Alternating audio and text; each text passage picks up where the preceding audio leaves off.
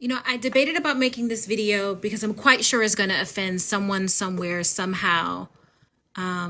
But I'm from Philly, so I'm up for the challenge. But more importantly, I think if we're going to get to a place where we're advocating for everyone's liberation, we need to be willing to have some very uncomfortable conversations.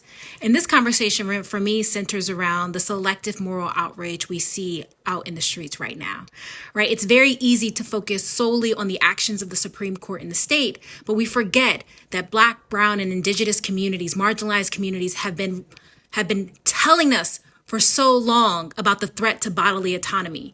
We told you about the threat to bodily autonomy when we demanded and begged police officers to stop killing us in the streets, when we begged the state to stop separating families at the border and sterilizing Indigenous communities, when we begged the state to stop chaining pregnant women to the beds during their labor.